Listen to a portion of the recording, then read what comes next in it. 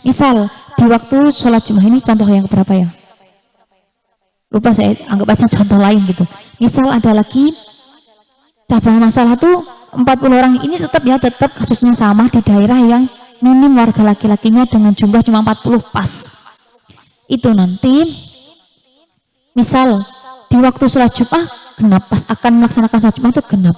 Tapi di saat khutbah pertama satu orang ini keluar dari masjid, entah itu dia ke belakang ke kamar mandi atau dia pergi kemana nggak tahu, sampai sholat Jumat ini dilaksanakan sampai selesai.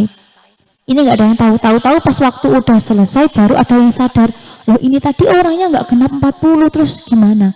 Kalau yang kejadiannya seperti ini, maka ini nanti bagaimana? Wajib sholat duhur, wajib melaksanakan sholat duhur gitu. Untuk sholat Jumatnya tadi gimana? Ya tidak sah karena hilang satu kayak gitu loh. Terus bagaimana nanti kalau di waktu akan mendirikan sholatnya udah mepet, misal ini udah jam 11-an, itu ada beberapa yang bepergian gimana, yaitu intiqolul madhab, selama masih sempat maka berpindah madhab. Tapi kalau nggak ada yang tahu seperti tadi kasusnya, satu hilang di pertengahan sholat Jumat atau di akan laksanakan khutbah sampai sholat selesai, baru ada yang menyadari bahwa orangnya nggak genap 40, itu nanti wajib melaksanakan sholat duhur. Karena apa? Dia belum, karena mereka semua yang ada di situ belum sempat berpindah madhab kayak gitu loh. Maksudnya Jumat sholat Jumatnya belum intiqolul madhab gitu, tetap wajib sholat duhur kayak gitu karena Jumatnya nggak sah. Berarti kalau Jumatnya nggak sah nggak dapat pahala dong? Nggak seperti itu. Saya kurang tahu ya kalau masa perhitungan pahala sama dosa. Maka saya katakan jangan terlalu jauh dalam berpikiran. Itu bukan hak kita untuk memperhitungkan pahala atau dosa. Kalau kalian tanya sholatnya Jumat sah nggak? Ya enggak sah karena enggak sampai 40. Tapi kalau kalian tanya berarti dapat pahala enggak meskipun setengah atau gimana? Mohon maaf, saya bukan panitia kuburan jadi enggak bisa memperhitungkan gitu ya. Enggak boleh kita berpikir jauh itu ya. Kalau hanya sekedar berpikir oke lah, enggak masalah. Tapi kalau kalian memikirkan itu benar-benar memang memperhitungkan, menurut saya kurang pas. Kalian itu siapa? Kalian itu cuma manusia biasa. Saya dan kalian cuma manusia biasa yang kita tugasnya untuk melaksanakan ibadah semaksimalnya, mengusahakan sebaiknya, bukan untuk memperhitungkan pahala dan kekurangannya ya. Jadi kalau memang nggak memenuhi syarat sahnya, berarti tetap berkewajiban sholat duhur. Untuk perihal tadi sholat Jumat yang kalian laksanakan itu mendapat pahala entah setengah, entah seperempat atau sama sekali nggak dihitung, itu bukan kuasa kita, itu di luar kendali manusia. Kita hanya berkewajiban untuk melaksanakan kewajiban yang ada gitu. Itu kan cuma kewajiban bagi laki-laki, jadi nggak berhak kita memperhitungkan ketika ada kejadian seperti itu. Berarti tadi sholatnya gimana, sah nggak? Kalau sah nggaknya memang nggak sah karena tidak memenuhi syarat. Tapi kita beribadah, kalau bahasanya orang Jawa muspro, sia-sia. Nggak ada yang namanya perjuangan itu sia-sia. Tapi untuk masalah sedetailnya itu dihitung seberapa, nggak ada yang tahu. Itu bukan kendali manusia, itu di luar kendali manusia ya. Jadi kita nggak perlu memikirkan sampai sejauh itu gitu.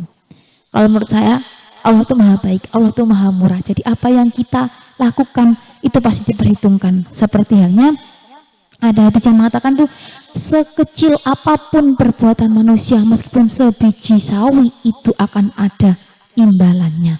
Begitu juga perbuatan buruk. Jadi kalau kalian berpikiran sia-sia, nggak ada sesuatu yang dilakukan itu sia-sia, nggak ada. Hanya saja kita sebagai manusia tidak tahu perhitungan secara detailnya. Misalnya ya, ini hanya semisalkan, saya katakan semisalkan, jangan dianggap apa yang saya katakan ini benar-benar, ini contoh misal sholat Jumat itu pahalanya 80. Terus ketika ada kejadian seperti tadi di mana satu orang hilang dan diketahui sudah di akhir, kan pasti sholat Jumatnya nggak sah. Kalian berkewajiban lagi melaksanakan sholat duhur. Ini pahalanya turun menjadi 40 atau 30 itu enggak. Itu misal seperti itu bisa jadi. Maka saya katakan bisa jadi karena apa? Saya memahami dari hadis itu, sekecil apapun perbuatan manusia, meskipun sebiji sawi itu ada imbalannya, baik perbuatan buruk atau perbuatan baik. Otomatis apa yang kita lakukan di dunia itu pasti ada imbal baliknya gitu loh. kayak gitu. Tapi untuk detailnya itu tadi hanya sekedar contoh, maka saya katakan misal.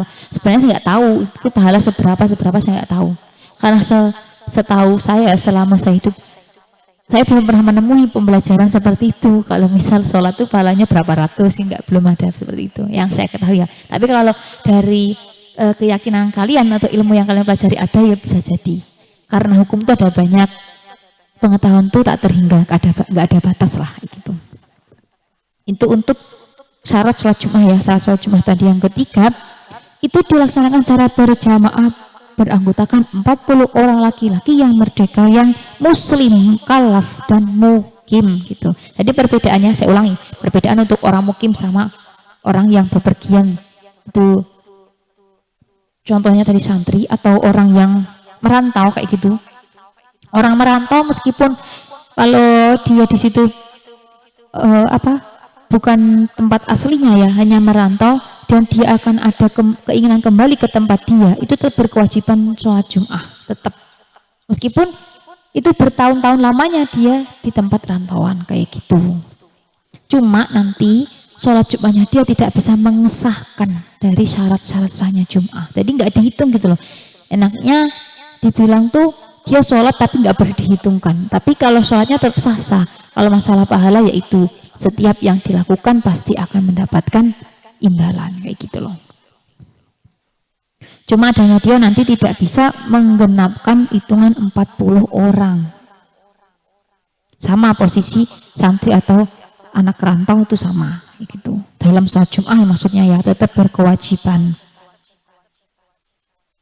Saya lanjutkan untuk syarat yang keempat.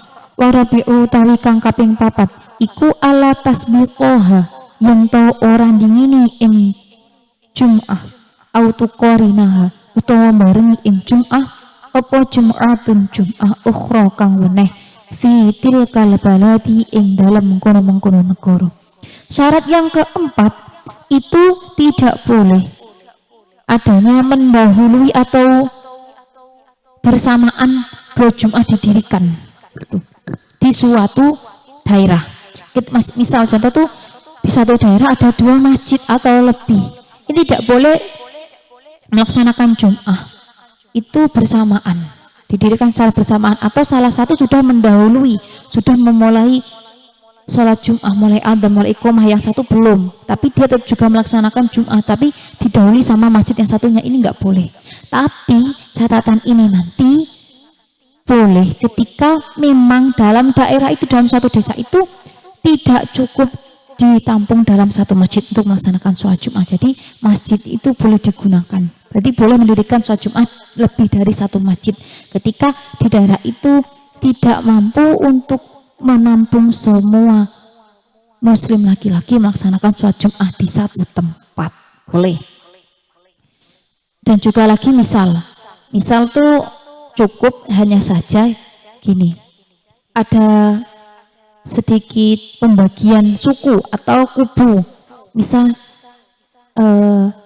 suku A, suku B, suku C, ketika nanti ini disatukan akan menjadikan kontroversi, saling membunuh, saling melukai, maka ini boleh untuk mendirikan sholat Jum'ah di tempat yang terpisah meskipun dia satu desa, satu daerah gitu. Jadi kalau intinya tuh sholat Jum'ah itu boleh didirikan di berbeda tempat dalam satu desa, maksudnya boleh lebih dari satu masjid, dengan catatan ada kemaslahatan yang diperbolehkan oleh syariat gitu ya, boleh seperti itu. Yang jelas ketika nanti ada kemaslahatan, yang mana kemaslahatan itu diperbolehkan oleh syariat, itu seperti tadi, misal ketika nanti disatukan antar suku ini crash, nggak pro kayak gitu, akan terjadi saling membunuh, saling melukai, maka ini boleh mendirikan sholat Jum'ah di beda tempat kayak gitu. Al-khamisu utawi kang kaping 5 iku taqdimul khutbataini, dinginake khutbah loro. Syarat yang terakhir dari sholat Jum'ah yaitu mendahulukan 2 khutbah. Kalau sholat Jum'ah itu khutbah dulu baru melaksanakan sholat, itu urutannya. Beda kalau sama sholat hari raya. Kalau sholat hari raya sholat dulu baru khutbah. Tapi kalau di Jum'ah itu melaksanakan 2 khutbah terlebih dahulu, baru yang terakhir itu sholat, setelah itu selesai. Tapi kalau di hari raya kebalikannya, kita melaksanakan sholat terlebih dahulu, baru setelah itu khutbah. Saya lanjutkan. Sin soal iku ma opo niatu sholatil